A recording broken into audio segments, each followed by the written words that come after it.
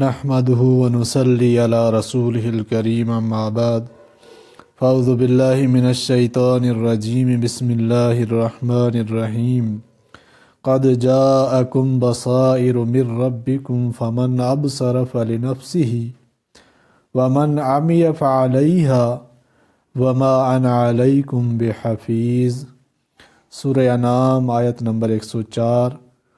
تمہارے پاس آ چکی نشانیاں تمہارے رب کی طرف سے، پھر جس نے دیکھ لیا سو اپنے واسطے، اور جو اندھا رہا سو اپنے نقصان کو، اور میں نہیں تم پر نگہبان۔ اس آیت میں لفظ بصائر بصیرت کی جمع ہے، جس کے معنی ہے عقل و دانش، یعنی وہ قوت جس کے ذریعے انسان غیر محسوس چیزوں کا علم حاصل کر سکتا ہے۔ بصائر سے مراد آیت میں وہ دلائل اور ذرائع ہیں جن سے انسان حق اور حقیقت کو معلوم کر سکے۔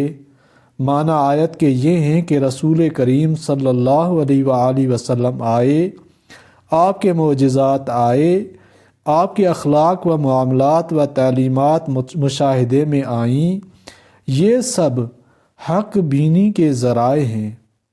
تو جو شخص ان ذرائع سے کام لے کر صاحب بصیرت بن گیا، اس نے اپنا نفع حاصل کر لیا، اور جو ان ذرائع کو چھوڑ کر حق سے اندھا رہا تو اپنا ہی نقصان کیا۔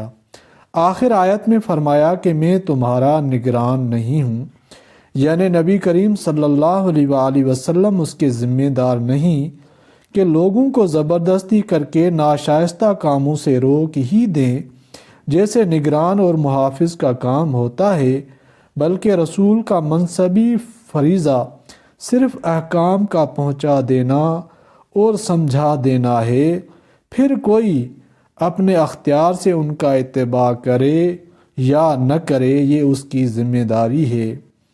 جیسا کہ دوسری آیت میں بھی اللہ تعالیٰ نے فرمایا بلغوا انی ولو آیہ، میری طرف سے پہنچاؤ، کیوں نہ وہ ایک ہی آیت کیوں نہ ہو۔ تو یہاں پر بھی آپ صلی اللہ علیہ وسلم کو یہ حکم ہے کہ آپ اس کے ذمہ دار نہیں ہیں کہ لوگوں کو ناشائستہ کاموں سے روک دیں، اور آپ محافظ بھی نہیں ہیں، آپ کا کام صرف پہنچانا ہے۔